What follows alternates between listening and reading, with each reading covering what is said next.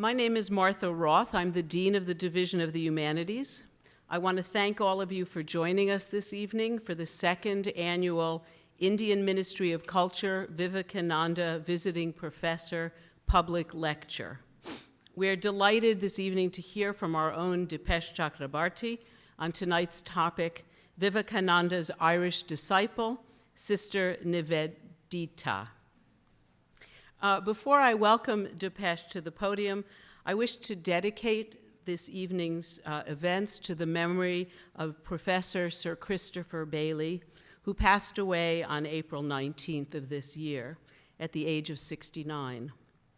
Bailey was the inaugural Indian Ministry of Culture Vivekananda Visiting Professor, and he originally was to deliver tonight's public lecture. Those familiar with Bailey's scholarship, or anyone who attended his inaugural lecture last spring, titled Making Hinduism a World Religion Before and After Swami Vivekananda, understands how great is this loss to our community of scholars and to the world of South Asian studies. Christopher Bailey, whom The Guardian called the preeminent historian of India and the British Empire and a pioneer of the field of global history, end quote, was and remains a giant in his field. We were fortunate indeed to welcome him to our campus for the spring quarter last year, and he began his second residency here this April. During these short months, Bailey taught dozens of students in formal courses in history and South Asian languages and civilizations. More important, he became a dear friend and a valued colleague to a broad array of South Asian scholars and our community. His vast knowledge, his collegiality, and his desire to explore new paths in research are emblematic of what we all aspire to at this university. He will be missed. Despite these sad circumstances, public lectures like this one marked the vibrant intellectual atmosphere of South Asian studies here at the University of Chicago. The Indian Ministry of Culture Vivekananda Visiting Professorship was founded in 2013 to enrich South Asian studies at this university by inviting distinguished scholars from around the world to join our community and to participate in the intellectual life of campus. I want to express here publicly our gratitude to the Consul General of India, Dr. Asaf Saeed, and to the Indian Ministry of Culture for the generous gift that makes these lectures and professorship possible. Dr. Saeed and the ministry are represented here this evening by Counsel Mr. Debashish Banerjee, right there. Mr. Banerjee, please convey our gratitude and our respects to Dr. Saeed. It is my honor now to present tonight's speaker, Professor Dipesh Chakrabarty, the Lawrence A. Kimpton Distinguished Service Professor in the Departments of History and South Asian Languages and Civilizations and the College. After earning a Bachelor of Science in Physics from Presidency College at the University of Calcutta, Dipesh Chakrabarty went on to pursue a postgraduate diploma in management, the equivalent of an MBA, at the Indian Institute of Management in Calcutta. Only after having come to a full understanding of what management means, did Dipesh decide to pursue his PhD in history from the Australian National University. The Indian Institute of Management did not take that as a slight, however. They awarded Dipesh the Distinguished Alumnus Award in 2011. His scholarship is as wide-ranging and unconventional as his academic training. He is a renowned leading scholar of South Asian history and in particular of subaltern studies. More recently, Dipesh has turned his keen eye to exploring environmental history and climate change. He is the author of numerous books, including Rethinking World-Class History, Bengal 1890 to 1940, published in 1989, Provincializing Europe, Post-Colonial Thought and Historical Difference, published in 2000, Habitations of Modernity, Essays in the Wake of Subaltern Studies, 2002, The Calling of History, Sir Sarkar and His Empire of Truth, published just last year by the University of Chicago Press, And very soon, we will see the publication of Historical Teleologies in the Modern World, unless it came out while I wasn't looking. And never one to sit still, Chakrabarty is now working on 2 books simultaneously, one on the climate of history from the University of Chicago Press, and the other to be titled History and the Time of the Present. He is the editor, co-editor, co-author of numerous articles, essays, and edited volumes. He is a founding member of the journal Subaltern Studies, founding editor of Postcolonial Studies, and consulting editor for Critical Inquiry. He was awarded honorary doctorates by the University of London in 2010 and by the University of Antwerp in 2011. He is an honorary fellow of the Australian Academy of the Humanities and a fellow of the American Academy of Arts and Sciences. One of his most recent honors is the 2014 Toynbee Foundation Prize for his contributions to global history. Chakrabarty has been invited to deliver keynote and distinguished lectures worldwide. This year, he delivered the Tanner Lectures in Human Values at Yale University. It is honorable but not at all surprising to those of us who know and esteem him that Dipesh Chakrabarty graciously offered to deliver this lecture after the unfortunate death of Sir Christopher Bailey. I could not be more delighted to have such a dedicated citizen of this university step into this role tonight. Ladies and gentlemen, please join me in welcoming Professor Dipesh Chakrabarty, who will speak this evening on Vivekananda's Irish disciple, Sister Nivedita.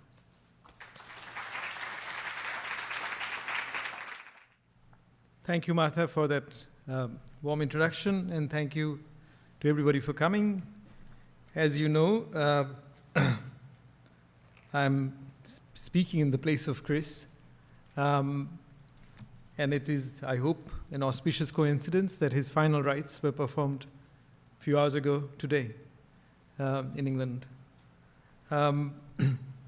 So when Dean Roth and I discussed the question of giving this lecture in the place of Chris and keeping the tradition of this lecture going, I wanted to speak to the legacy of both Vivekananda as well as Christopher Bailey. And Chris has been working on world history and was working on the idea of placing India in world history. He was teaching a course called India in the World. And I thought this might be an opportunity to come to the question of world history as it impacted on Vivekananda's life and the national life of India. And particularly asking the question, what does actually world history feel like? What does it feel like to be part of world history? What happens when world history actually comes into your home? And in that regard, I thought it would be interesting to speak of this person Indians know as Sister Nivedita, whose original name was Margaret Noble, born in 1867, died in 1911, the Irish-born woman who met Vivekananda in Wimbledon, London, in 1895. She came to Calcutta in 1898 as a disciple of the Swami and stayed on in India beyond the death of the Swami in 1902 through to her own passing in 1911. Indians know her as Sister Nivedita. The name means the dedicated one, a name she was given by the Swami on 25th March, 1898. So I want to speak of her as an instance of the cosmopolitanism, that is of the world history. Nivedita herself actually made up a word, cosmo-nationality, in her own writing. That the world history that actually produced many of India's great men of the 19th and 20th centuries, Vivekananda, Gandhi, Tagore. I mean, these are all individuals who were in conversation with the West in one sense or another. And therefore, to speak of her is to speak of cosmopolitanism, and particularly, I want to approach the question of what does cosmopolitanism look like and feel like? So in terms of a lived sense of cosmopolitanism is what I want to track. Nivedita's own somewhat public version of being dedicated to India, this dedication of herself to India, that is to the cause of India, is available in what she published serially between the years 1906 and 1910 under the heading The Master as I Saw Him, which came out in a magazine of the Ramakrishna Order. And the essays were published in a book form in 1910. She considered it her good fortune that even though she had heard the teachings of my master, she says, Swami Vivekananda, on both occasions of his visits to England in 1895 and 96, she says she knew little or nothing of his personal life until she came to India in the early days of 1898. For it allowed her to see her master in her own setting. And a lot of my talk will be actually about Nivedita exploring this own setting in order to make it her own setting, as it were. Western women's, especially American women's, positive role in Vivekananda's religious and nationalist efforts have been acknowledged by many. There is a well-known photograph, which is my first evidence of this cosmopolitanism, the centrality of cosmopolitanism to Vivekananda's mission, is this photograph, which is the Swami seen with 3 of his Western disciples or devotees, American and British. The photo was taken in 1898 in Kashmir when the Swami went traveling in the Himalayas with his Western devotees, these people. And the 3 women in this photograph are, I think that's Josephine MacLeod on the left, and in the front, Sarah Chapman Bull, and of course, Margaret Noble on the right, or Sister Nivedita. And each of them embodies a bit of world history that they brought to bear on the significant roles they played in sustaining Vivekananda's efforts.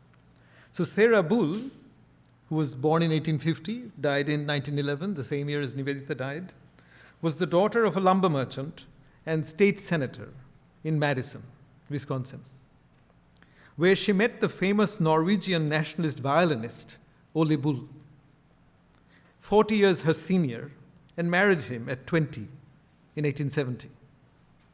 Sarah Bull financed many of the activities, not only of the Swami and his associates in India, but even left $4,000 to fund the botanical researches of the Indian scientist Jagadish Chandra Bose, about whom I will have more to say later.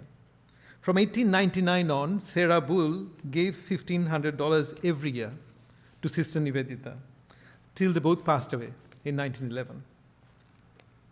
And her own history goes back to the history of the Theosophy movement in this country. Actually, what drew her to India was reading the translation of the Gita by a young Bengali man who was then here, who was eventually married into the Tagore family, Mohini Mohan Chatterjee, who was a Theosophist originally, even though Vivekananda was later opposed to the Theosophy movement.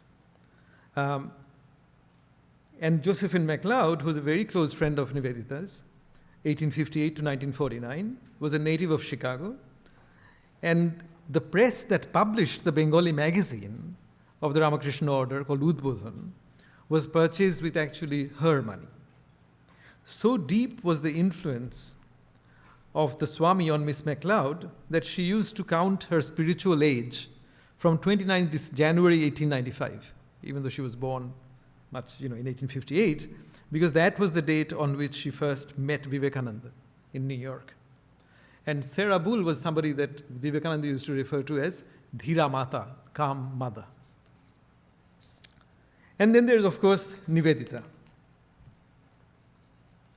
I have space only for a very brief introduction. She was born on 28th October 1867 to Samuel Noble and Mary Hamilton in Dungannon in County Troyne in Northern Ireland. Samuel Noble's father, John, belonged to an old Scottish family that had settled in Ireland towards the end of the 14th century. Though a Protestant, John Noble supported the Roman Catholics against the pro-English Church of Ireland. Samuel Noble was initially a businessman, that is Nivedita's father, but gave up his occupation and moved with his wife to England to enroll as a theological student of the Wesleyan Church in Manchester. And Margaret then a year old, was left with her grandmother, after whom she was actually named. The two earliest influences on Vivekananda, on Margaret, was her grandmother Noble and the grandfather on her mother's side, Grandfather Hamilton, who had fought for the Home Rule all his life. Margaret joined her parents when she was 4. The family kept up their connections with Ireland by vacationing with the grandparents every year. And, vacationing is a wonderful way of remaining nostalgic about the place you come from. And little Margaret also accompanied her father on all his preaching tours. When Samuel Noble died, young, at 34, he's reported to have said to his wife, "When God calls Margaret, let her go. She'll do great things." So Margaret Noble grew up in England and would sometimes refer to herself in the Indian context as English. By the time Vivekananda met her in England, she had been a teacher in Chiswick, North Wales among miners, and Chester, influenced on the one hand by the teaching philosophies of the Swiss Johann Heinrich Pestalozzi and the German Friedrich Wilhelm August Froebel, and by the revolutionary writings of Mazzini, on the other hand. She was by then also a young journalist and writer, a regular speaker at the London Sesame Club, where she actually spoke in favor of Home Rule, and the co-founder of a school in Wimbledon. With 2 unfortunately aborted love relationships behind her, she was probably ready for a missionary life of an unusual kind. Understandably, her conversion to discipleship to an unknown Indian guru was not easy. She found the Swami's philosophy and teachings powerful and attractive, but remained assailed by her own desolation and self-questioning, as she puts it, in the early years through to the trip to the mountains in 1998, the photograph that I showed you from. In fact, in 1901, during her second arrival in Calcutta, she wrote about the foggy darkness that enveloped her soul for 2 years. Her biographer, the French biographer Lisle Remond, captures beautifully her internal struggle on that trip to the holy cave temple of Amarnath, from which I showed you the photograph.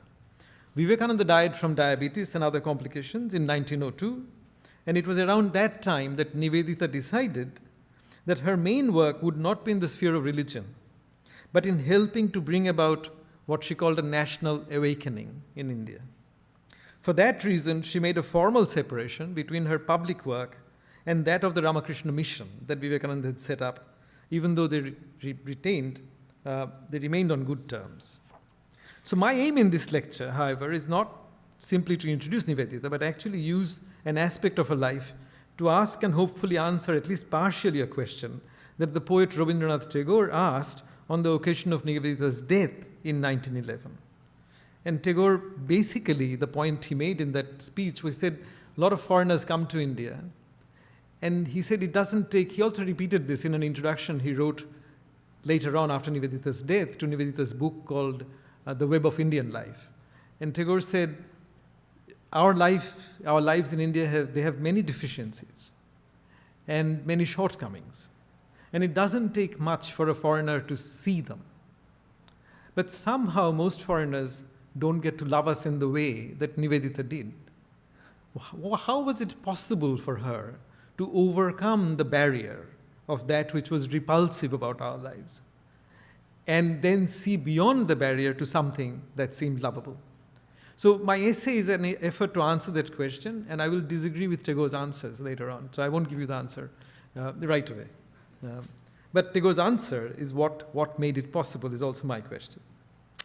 So Tagore's question motivates my lecture, and I want to answer it by examining Nivedita's life on what I call a minor key, her relationship to a relatively unknown Indians in the everyday life she came to have in Calcutta in her time. For that was the level at which what we call world history assumed personal meanings for people. But the key is minor because the story of Nivedita's Indian life is usually told on the major key of her contributions to the national awakening of India. So before I go on to speak of the minor Nivedita and her everyday life, let me quickly recount, through the help of some pictures, the 5 or 6 areas where she made major contributions to the national life that was emerging in India at the beginning of the 20th century. Most of her activities were conducted in Calcutta, because that was the capital of British India in her time. But she was also in touch with nationalists from other places and was very good friends with Gopal Krishna Gokhale in Maharashtra, and actually was an inspiration, and met him once, to the famous Tamil nationalist poet Subramanya Bharati. So one of the areas where Nivedita has actually made great contribution, I think, is in the area of art, Indian art, and particularly in developing nationalist Indian art. So very quickly to tell you the story, the argument about art was that Europeans set up art schools in India but believed that India had no respectable tradition of painting. And therefore Indians needed to be taught European style of painting. And E.B. Havel, who was the principal of the Calcutta Art College, who himself came from an artisanal family, he was the first person to say, why can't Indians look at the heritage of painting in India and develop an Indian style of painting on that basis, a new style of painting on that basis.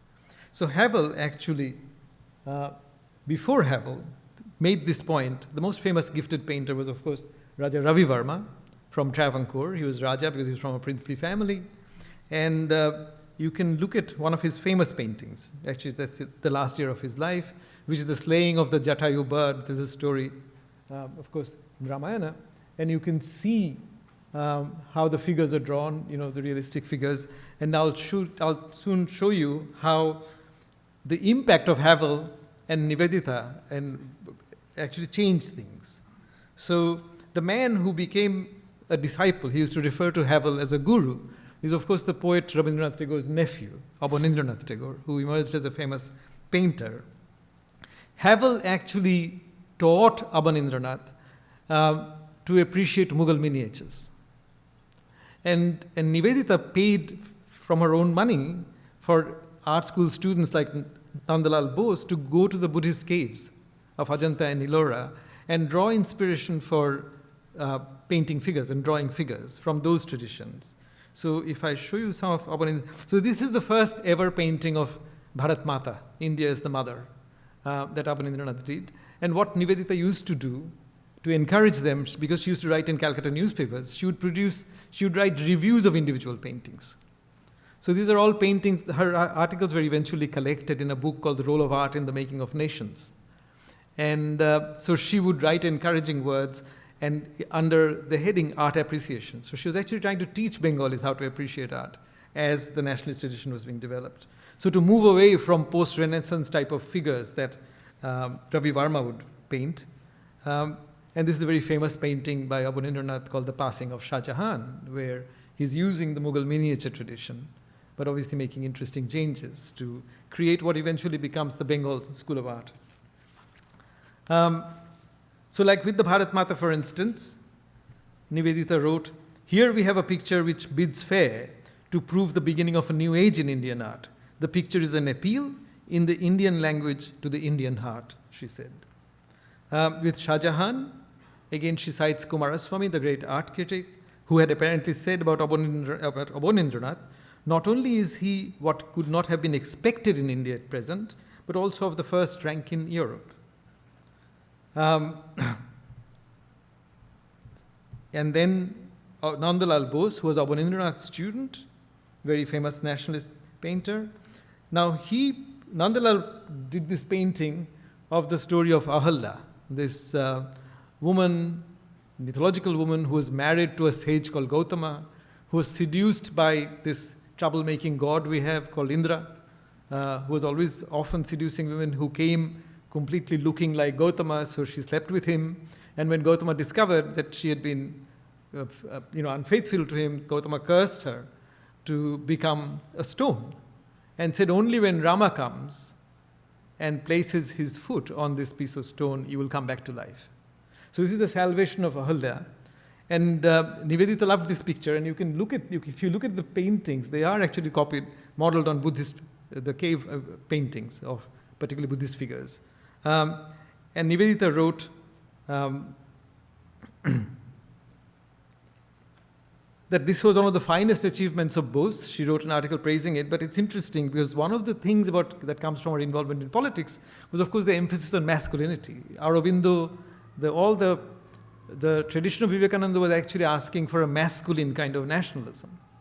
And therefore, Nivedita wrote that it's a very fine achievement, one of the finest, but Rama and Lakshmana are too feminine in this painting. She didn't approve of this. She actually wrote, we want the man who is a man and could never, even in his untamed and irrepressible strength, be anything else.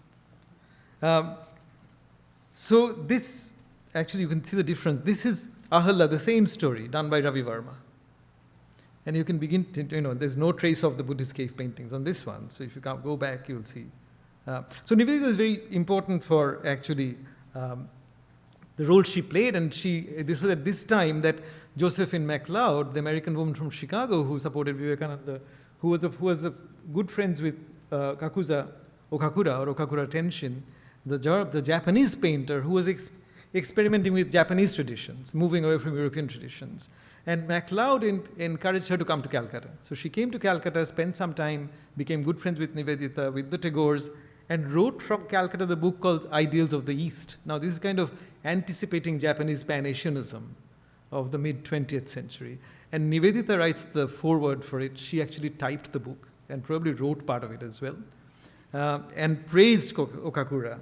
I mean, it didn't work because Okakura eventually fell in love with Nivedita, so that kind of ended that friendship.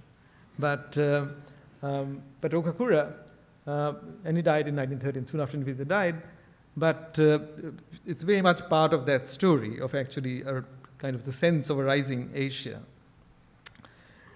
In the history of science, Nivedita completely backed and helped, both morally, spiritually, sometimes with money, this scientist Jagadish Chandra Bose, who was a very good experimental physicist. And as I said, it was 1894 when he first actually discovered radio waves and did an experiment in Calcutta at Presidency College, demonstrating it. And he was a professor at Presidency College. But his researches towards the end of that century and into early 20th century became a little bit mystical. So he began to claim that he could prove that metals have life. And eventually would go on to claim that plants had not only life but consciousness. So there are also some jokes about Bose. One of the jokes when he did experiments, I mean, we do talk about metal fatigue these days, but when he made claims about metals having life, somebody in the West quipped about creating a society called Society for Prevention of Cruelty to Metals. But he's a very important person in the history of Indian science, and you can't write about his life without Nivedita's support for him, without documenting that. Aurobindo Ghosh, the Sri Aurobindo as he became, of course, was part of the extremist politics, people who thought of not just petitioning the government for loaves and fishes, but they actually were inspired by Mazzini. And Aurobindo, Nivedita was always in touch with these people, helping them, discussing things with them, and she was being watched by the police, though she was never arrested. So art, science, politics were areas where she was extremely important. She was also very important in the movement to produce histories of Bengali literature. So Dinesh Chandra Sen was a pioneering historian of Bengali literature.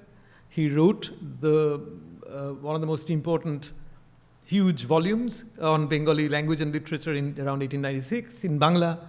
But when he was translating it, and it came out in 1910, the English edition of it, Bengali language and literature, Nivedita went over the translation and kept discussing it with him. In his autobiography, actually, Sen tells a funny story, which is about masculinity, that one day while working with Nivedita in Bagh Bazar, I'll soon talk about Bagh Bazar, the part of Calcutta where Nivedita lived, they got out onto the lane out of the house and were charged by a bull, as you can be in Calcutta. And Dinesh Babu, this Bengali gentleman, did what all intelligent Bengali gentlemen do under such circumstances. He quickly put his umbrella under his armpit and ran into a shop, leaving Nivedita to face the bull. So when he came back, Nivedita said, "So Dinesh Babu, is that the kind of courage with which you're going to fight the British?" And Dinesh Babu was at least honest enough to tell this story. So much for Bengali honesty at least, right? But,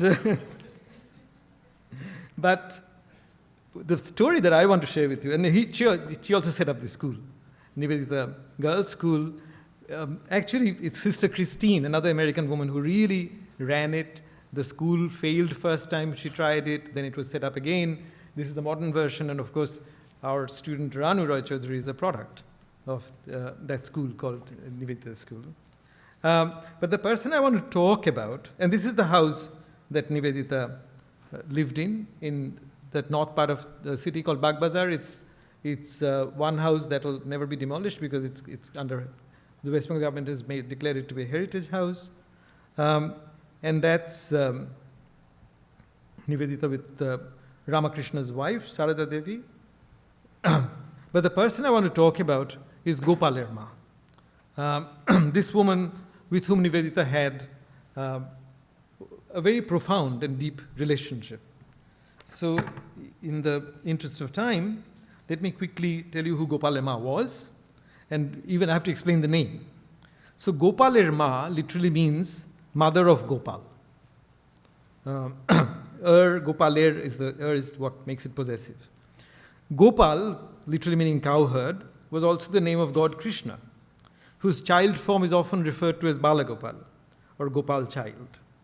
But Gopaler Ma actually had no son called Gopal. She was, in real life, a child widow whose marriage had never been consummated. She was married at 9, never saw her husband after the wedding night. He died when she was 14. And so she lived with her brother, and eventually her brother was a priest. So it's a poor family. I mean, priests are usually not very rich families. Her brother, and a place called Kamarhati, north of Calcutta. And her brother was actually a priest at a Radhakrishna temple that had been set up by a wealthy businessman called Govinda. So actually, when you go around Calcutta, north of Calcutta, you will find a lot of non-Brahmin people who are often Shudra by Varna, who had made a lot of money and set up temples where poor Brahmins used to function as priests. And this woman, Gopaler Ma, whose actual real name was Aghar Muni, began to go and live in that temple house, mainly because Govinda Datta's widow was also interested in having a companion. So they used to go on pilgrimage together. But Aghar Muni, Gopaler Ma, developed a daily routine over 30 years, from the 1850s to 1883, when she would start her day at 2 in the morning, having carried out various religious rituals, also cooked food that she offered to her chosen deity, the child Krishna, before retiring at midnight. So she would be up from 2 in the morning to midnight. Her entire day was spent in religious activity. And she used to have visions of the child God actually eating her food offerings. The story goes that sometime in the early 1880s, the banana leaf on which she was to pour food for the deity got swept away by a strong wind that had actually been troubling her whole day. Angry with God, she began to scold God for making everything so difficult for her Gopal. When a little boy, an actual little boy, brought the leaf back and disappeared after she had poured the food out on it, and she was convinced that the little boy was child Krishna himself, and went mad, crying, "Where is my Gopal?" The dates and the specifics of her meeting with Ramakrishna are not clear. But most accounts agree that it was in 1884 that she came with her landlady and another woman to meet Ramakrishna. And it's a very funny story because she came to meet Ramakrishna.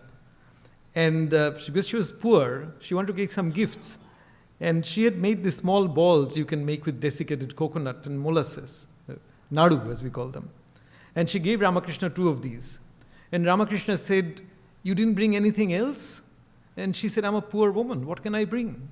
So Ramakrishna actually immediately recited a recipe of a wonderful vegetable curry and says, "Couldn't you cook these things together and bring them?" And she said to herself, she thought, I came to see a holy man, instead I meet this glutton. All he talks about is food.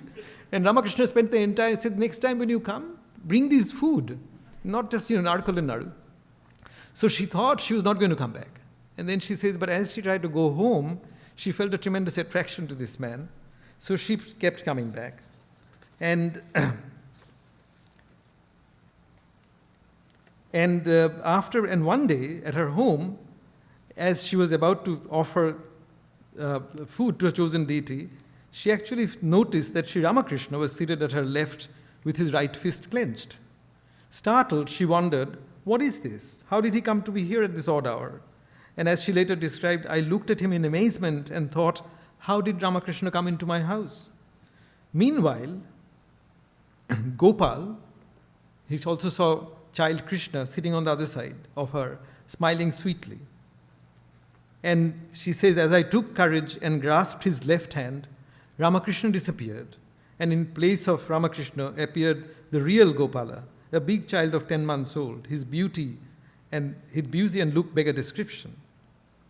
And the child Krishna apparently came to her and kept saying, Mother, give me butter, just exactly as little Krishna would say to Yashoda. And she kept crying and saying to this child, but I'm a poor helpless widow. How shall I feed you? Where shall I get my butter and cream, my child? And Gopal would not listen. So disturbed by this experience and unable to perform her meditation and other religious chores that day, Aghor Muni rushed to Dakshineshwar like a crazy woman. And while feeling all the way that Gopal was with her, and she told Ramakrishna in getting there that she was carrying Gopal, and she could feel Gopal resting his head on her shoulder. And I distinctly saw Gopal's tiny rosy feet hanging over my bosom. And she came there and she got into a trance and she was dancing around saying Gopal. And Ramakrishna said, look at her, to other devotees. She's engulfed in bliss. Her mind is now in the abode of Gopala. And from that day, Ramakrishna started calling her Gopaler Ma. So the mother of Gopal, which follows the Bengali practice of actually calling women often by the sons of their names, or even daughters. You would say so-and-so's mother, instead of directly calling them by their names. So there's no question that Ramakrishna's disciples held Gopaler Ma in high regard. Once Ramakrishna, with a sense of humor, sent Gopaler Ma to young Vivekananda, who was still called Noren, and said, Noren has 2 degrees from the university. You go and ask him if your visions are right, are truthful. And she went to Noren and said, do you think this is true, what I see? So, and what could he say? Later on, actually, in telling this story to Nivedita, Vivekananda actually said, Kalis and Shivas, these images are not mere imagination. They are the forms that the bhaktas, the devotees, have actually seen. But it was also well known that the same Gopaler Ma was obsessed with ritual cleanliness, washing herself over and over again and working to avoid all polluting touch, which is something I've grown up seeing, a condition that many Bengali women down to the days of my youth were prone to acquire. And she, in fact, a story goes that once she was serving Ramakrishna some food, and Ramakrishna happened to touch the serving spoon. And Gopaler Ma immediately threw the spoon away and the rest of the rice away into the Ganges because of it having been polluted.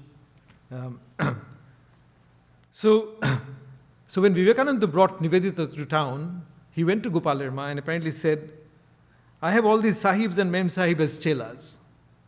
Will you let them come near you, or will that destroy your caste? And she, Gopaler Ma, said, how could that be? They are your children. I'll regard this as my grandchildren and take them into my lap with affection.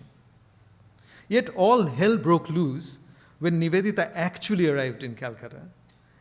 And with insular rigidity, as she describes later, she insisted on being made the guest of the women associated with the widow of Ramakrishna, Sharada Devi, and her community of ladies, many of them Hindu widows, many of them Brahmins, and Gopaler Ma often stayed there.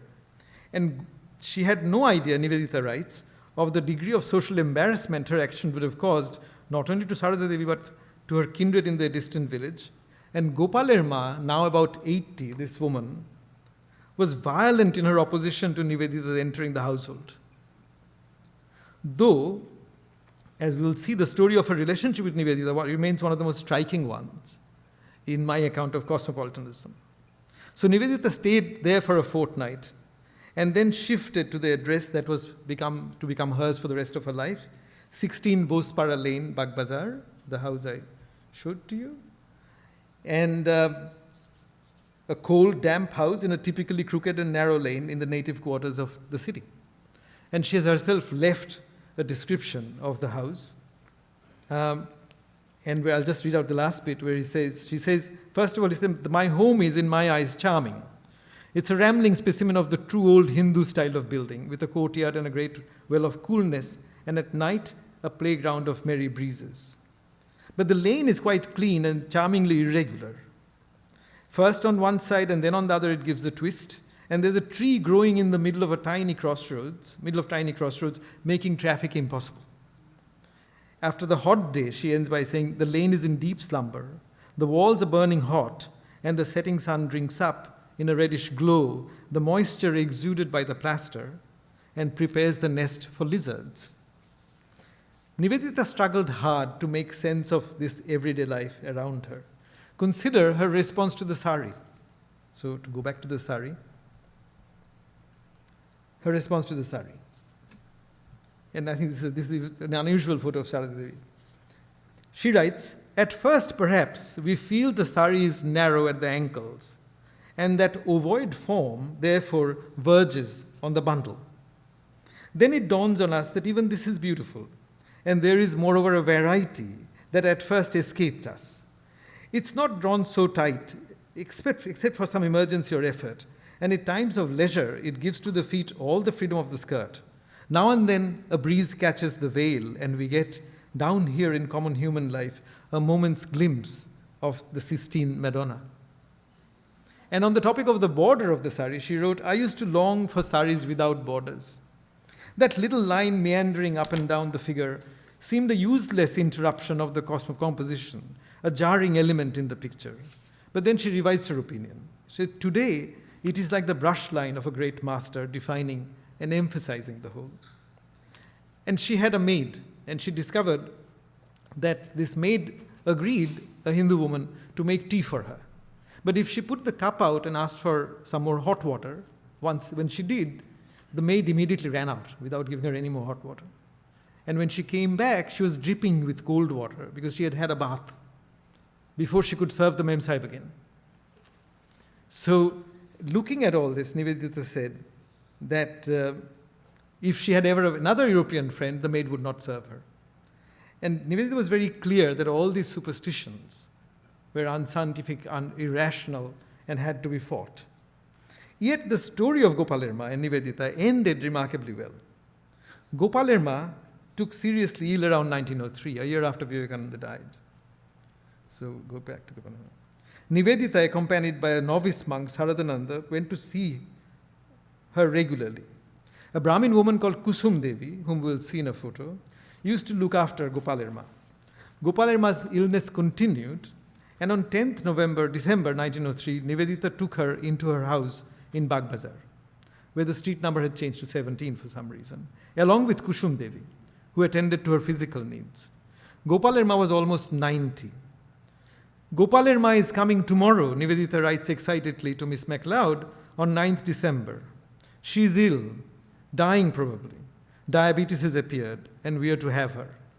And then again on the 15th, Gopaler Ma came and is here. Swami Saradananda says he will stay for life.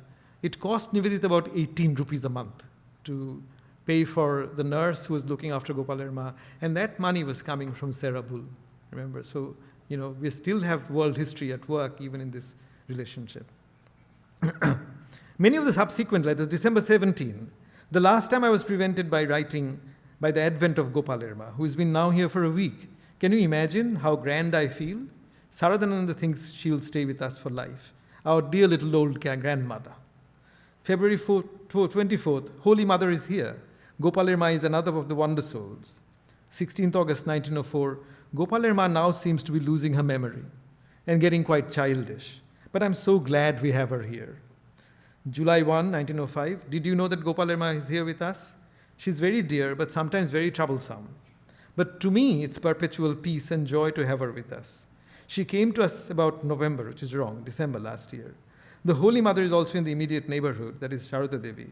And I do not go every day, for I have so much to do now. I'm constantly writing, and there's much sickness in the rainy weather. March 8, 1906. I could not help feeling full of that first meeting with you. Remember when Gopaler Ma took us by the hand and introduced us? And do you remember that Gopaler Ma now lives with us in this very house? Finally came the letters with the news of the death of Gopaler Ma. June 29th, 1906. Gopaler Ma is dying hourly in her room at the back of the house. June 12th, 1906, Gopaler Ma is dead. She died at dawn last Sunday, which was 8th July, 1906. Beside the Ganges, so holy and peaceful. Actually, in the book, The Web of Indian Life, Nivedita has left us a beautiful essay on the death of Gopaler Ma. It's actually called The Death of the Mother of Child Christ. But what they did a very Hindu ritual about which many people have written critically, including a famous story by Kamal Kumar Mojumdar on Antarjali Jatra. You take the dead to the river and wait for them to die. And if you're lucky, you dip the feet of the dead in the water. And if they are lucky, they die at that moment. And the idea is that the river takes them away. And all night long, writes Nivedita, we had been watching the slow, hard breathing of the dying. A day and a night already had she lain thus by the Ganges side. It was not perhaps entire unconsciousness in which she lay. And on that last morning when a Brahmin came and chanted above her shlokas from the Upanishads, she had responded visibly with what would almost represent excitement. We, the waiting women, could hear from without the long, low lapping of the Ganges against the foot of the bathing stairs and the morning whisper of the rain winds. And once, was it midnight or was it an hour or so later, once in the midst of the silence, there came a rushing and swirling of the river beneath the cloud-veiled moon, and the little boats lying at anchor in the Ganges knocked against each other, and the word came around, the tide is coming in, call the bearers, for the end is come. A moment more, and the lying form was lifted to the cot. Then on the shoulders of yellow and white-clad bearers together, it was borne lightly out of the room to the north, and then down the few steps that it needed to take Gopaler Ma, where she could lie with feet touching the sacred waters and go forth. There she lay, the last change breaths coming at easy intervals, while one of the monks half whispered the words that the Hindu loves to hear in his last hour, Om Ganga Narayana, Om Ganga Narayana Brahma. A moment more, and then with one voice from the circle of watchers came the shout of Horibol. For the last breath had gone. Then one at the end of the bier looking up at the brightening of the sky behind the clouds asked, is this the dawn? And from the foot came back the answer, yes, it is the dawn. And then looking down, we saw that the waters that had bathed the feet of the dying were already receding, were already sunken some inches below us. Gopaler Ma had indeed died at the last moment of the dawn, on the very turn of the outgoing tide. So from whence arose this deep sense of communion between two people who did not share languages, because Nivedita's Bangla was rudimentary. Gopaler Ma had no English. Did not share rituals, obsessions, socio-cultural backgrounds, and many other things besides. Remember, it was Gopaler Ma who was most opposed to Nivedita staying with the Brahmin women in Sharada Devi's household. And Nivedita herself began with an attitude that rejected the Brahmin women's concern with purity as simply an expression of ignorance and superstition. Yet, when she decided to take up residence in the very Bengali lane of Bagbazar, and first visited her future home, she saw all the women of the nearby houses standing at their doorways, and it was Gopaler Ma, who now took Nivedita ostentatiously by the hand and said to the neighbors, here is the child of Sri Ma, Holy Mother, who is going to live with us. May the Lord bless her. Stout and active, writes Raymond, she was very pleased to be initiating Nivedita into the life of Bagbazar. Nivedita, on her part, made Gopaler Ma a special part of her life when she came to stay with Nivedita for the few years of her life. Every morning, writes Nivedita's biographer, Nivedita would go and sit on her doorstep, Gopaler Ma's doorstep, waiting until the old lady beckoned her in. Gopaler Ma would be chanting her prayers. When she saw Nivedita, her wrinkled face would crease into a smile of joy. Her eyes would sparkle. She motioned her then to come forward, and she always placed a choice bit of fruit in Nivedita's mouth. Gopaler Ma lived with the gods in her room, but she would not speak. Nivedita also kept silence. She massaged her aged friend where she was in pain and took care of her like a delicate child. So that is the last photo of Gopaler Ma. In the same year she died. That's Kushum Devi, the woman who looked after her. And that's Nivedita massaging her feet. So from where, I asked, did such communion come about? What produced this unlikely middle ground of a cosmopolitan coming together between Nivedita and Gopaler Ma? I began with Tagore's question, how did Nivedita come to have this extraordinary insight of love that let her see the creative ideals at work behind our social forms? That's Tagore. While most foreigners only saw lack and privation.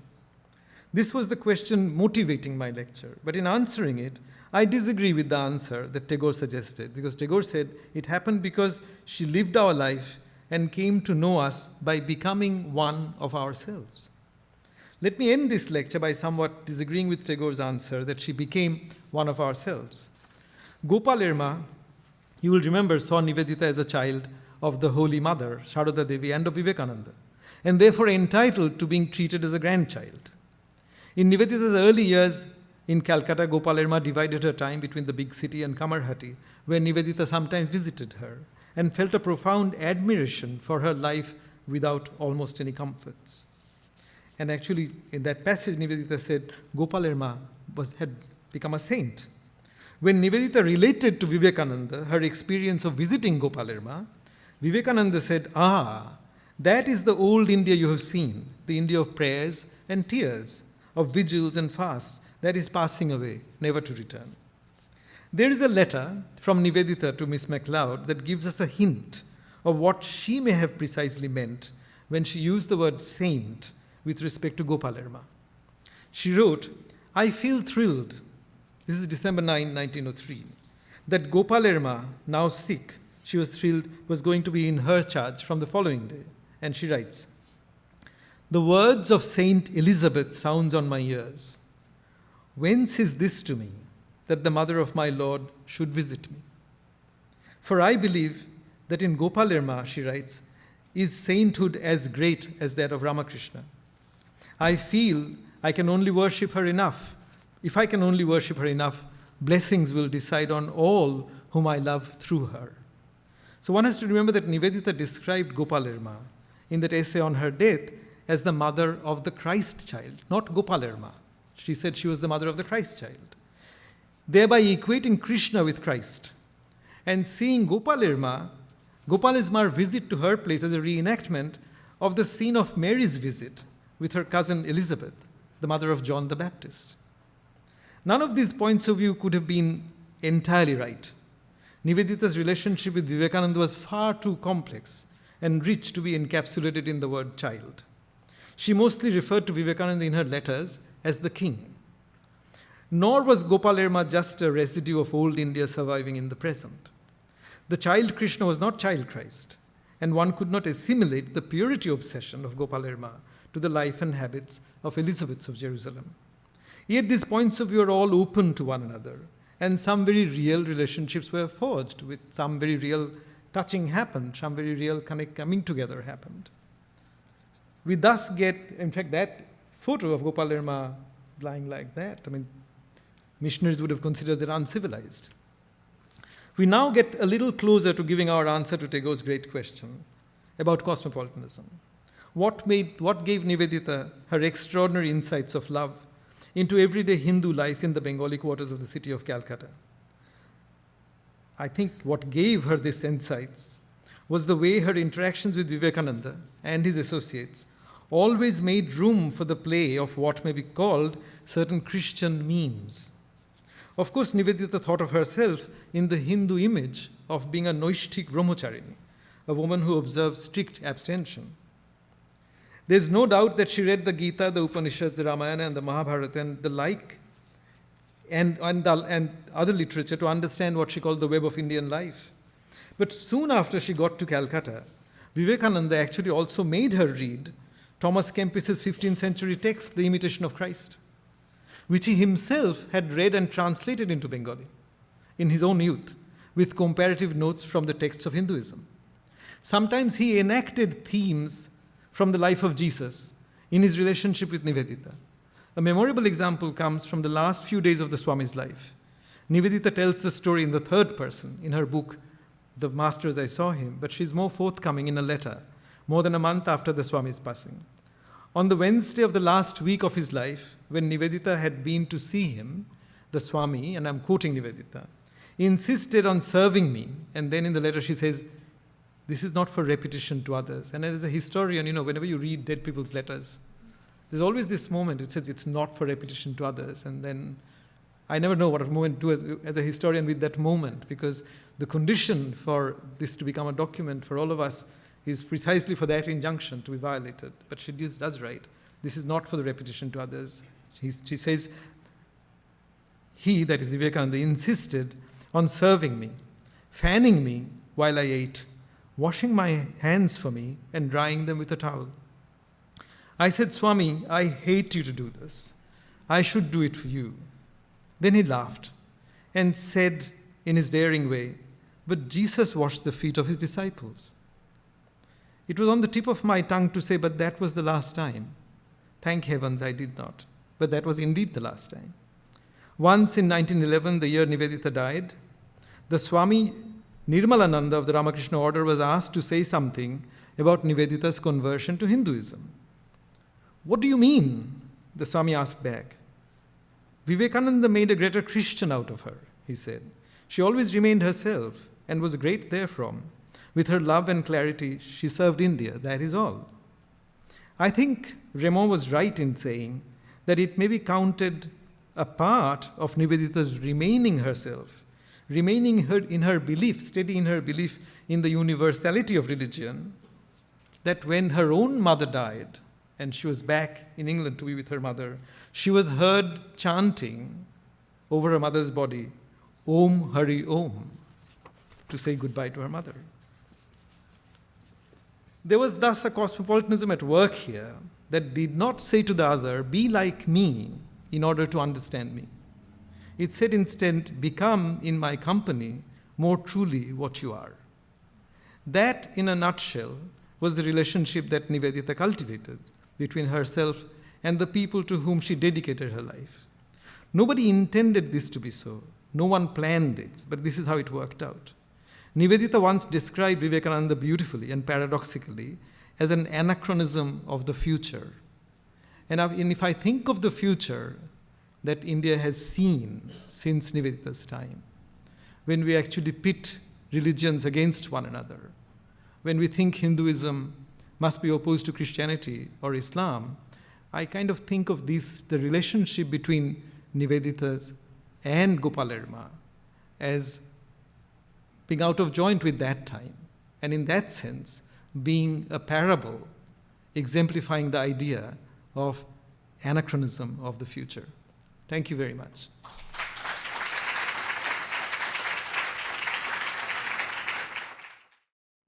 I thought that was wonderful, but I just wanted to press you a little more on how you're reading this parallelism of religions. I think there are three ways we could take it. The first way is sort of the way that Oxford dons used to view the ancient Greeks, namely Christianity is the right religion, but there are other religions that have approximations to that. Right. Now, I think that's the least likely reading of what you describe. But the second would be all religions are one, and they just have different names and different instantiations. Now, I guess that's a view that used to be very common, but is much less common today. And yet there were some things in what you said that pointed to that view. But the third, which I think is your view, is that, well, we're distinct people, but we can try to live side by side and be ourselves and understand each other without gesturing towards some overarching oneness at all. I mean, so tell me which of those is the way you're doing. Here I feel, so it's very interesting. Nivedita upset a lot of Brahmos, for instance, giving two very strong lectures defending the image of Kali. And, Kali was an image that the missionaries had always criticized as showing up what's wrong with Hinduism. because it's a dreadful goddess, blood dripping from her weapons. And it's one of the earliest articles on Hindu goddesses, a negative article in the Asiatic Researches, my memory is on Kali. And early on she had asked Vivekananda this question: how does one find out about the truth of superstition? Because Hinduism was seen as superstition. And Vivekananda himself, instead of going through the path that was usual, to say that really God is formless and Upanishads are monotheistic and that's what real Hinduism is, this is for the ignorant people who can't do it in any other way, took that position, I think, and it may have been covered by one of the positions you were talking about, is that there is a universal religion in all human beings. And you can argue for it. And so when she actually describes the images of Kali and defends the image, she defends it in terms of actually being able to see the formless in that form. Right? So I think, so in that sense, there was never a question of converting. So there was never any ritual of converting Nivedita to Hinduism. But on the other hand, there was this idea that that you could that you were striving after a universal religion, and I think Vivekananda had the position that Hinduism was probably best placed to illustrate what that universal religion was because of its more explicit toleration of other forms. So the Chicago speech is very much against the idea of conversion. So the claim was not that that you don't have the universal religion, but actually Hinduism can explain it the best because of its internal diversity, and therefore the toleration of different forms of worship.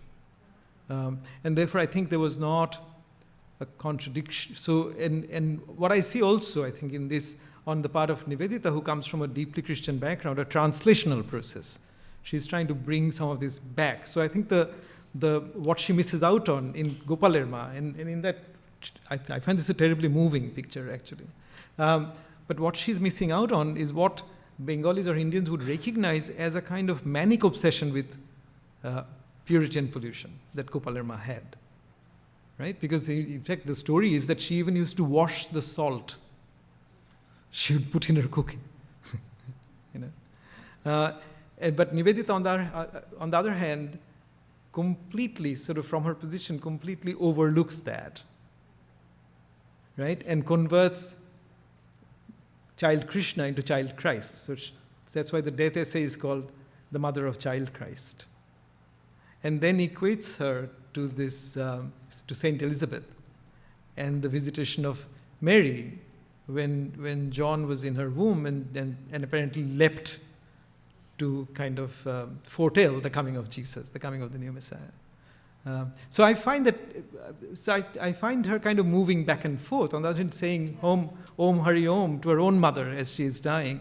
And I think this is this linguistic and anecdotal translation. You're equating one anecdote to another anecdote and also doing linguistic translation takes place in the context of an assumption of universality of religion.